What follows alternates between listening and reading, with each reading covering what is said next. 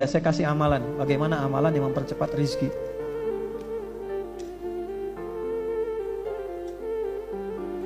Minta doanya Ustadz untuk kelancaran urusan saya. Nah ini doanya, saya kasih amalannya dulu. 1. Sudah? Saya ulangi. Fokus ya. Amalannya 1. Sudah? Belum. Kalau sudah ya sudah. Amalannya pertama, sholat. Apa? Kalau sudah berkeluarga, kalau bisa sholatnya berjamaah. Minta sama-sama berdoa, suami istri berdoa, sholat. Baik sholat fardu ataupun sholat sunnah. Wa'mur ahlaka bis-shalah wastabir 'alaiha. Siapa yang bisa lanjutkan, angkat tangan.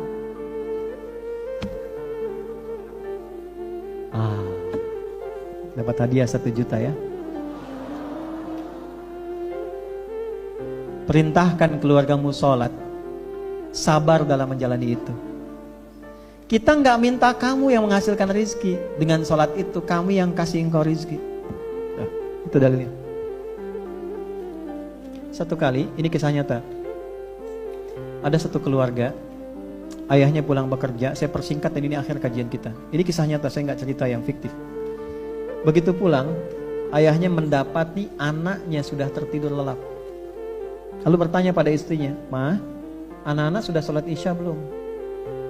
Istrinya nangis. "Belum, Pak." Nah, kalau belum, dibangunkan dulu sholat. Nangis istrinya. "Pak, aku tadi itu pura-pura masak di dapur untuk menenangkan anak-anak, untuk memberikan kesan ada makanan yang sedang dimasak. Sampai mereka tertidur. Aku takut kalau aku bangunkan lagi, mereka ingat lagi belum makan. Sementara tidak ada makanan di rumah. Dan suami tidak pulang tidak membawa apa-apa." Perhatikan ya kalimatnya. "Ma, jangan mengatur yang bukan urusan kita. Rizki itu urusan Allah. Urusan kita itu menyembah Allah. Yang penting kita tunaikan tugas kita menyembah Allah dan merawat anak-anak kita untuk menyembah Allah, dan biarkan Allah menunaikan tugasnya untuk memberikan rezeki pada kita." Udah kalah. Makanya kembali kepada pertanyaan pertama, kalau ujian iman pada calon istri itu lewat, kesananya lewat semua. Oke, ingatkan pertanyaan pertama tadi. Maka apa yang terjadi? Anaknya dibangunkan lagi, sholat, dan anaknya ngikut. Gak ada kalimat pertamanya, Masya Allah, makanan udah siap.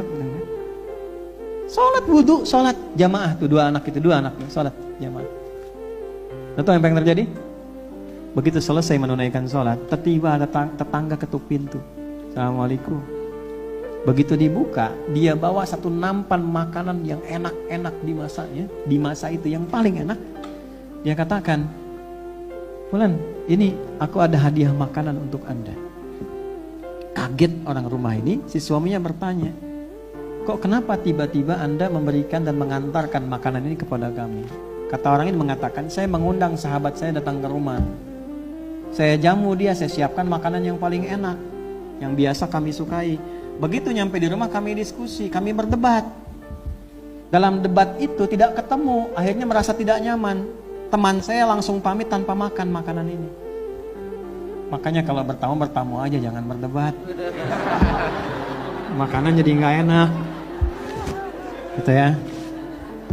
Lalu apa yang terjadi? Lalu saya langsung berkata secara spontan, "Ya Allah, karena dia nggak mau makan, aku akan bawa makanan ini keluar dan akan berjalan sampai kakiku berhenti di tempat yang Engkau tentukan, dan di tempat itulah aku akan berikan makanan ini kepadanya. Wallahi, aku bersumpah demi Allah, aku keluar dari rumah membawa makanan ini dan terus berjalan melewati rumah sipulan, tiba-tiba kakiku berhenti di sini. Dan di tempat inilah aku kemudian berikan makanan ini kepadamu." Setelah itu diterima, dibacakanlah ayat tadi oleh suami kepada istrinya, "Wa'mur ahlaka bis-sholati wastabir 'alaiha."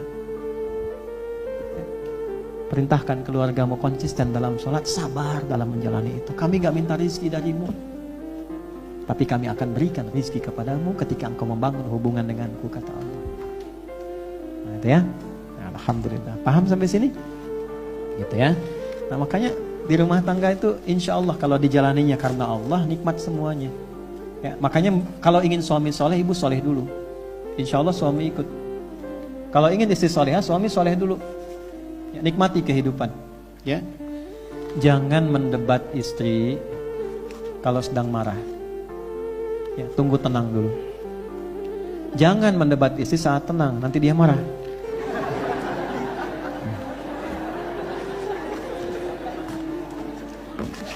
Ya, jangan berdebat dengan istri saat dia marah. Tunggu tenang dulu. Jangan berdebat dengan dia saat tenang, nanti dia marah. Dah ya, cukup dulu ya untuk hari ini. Udah lama kita belajar tuh. Ya, mudah-mudahan diridhoi Allah, diberikan kasih sayang yang baik.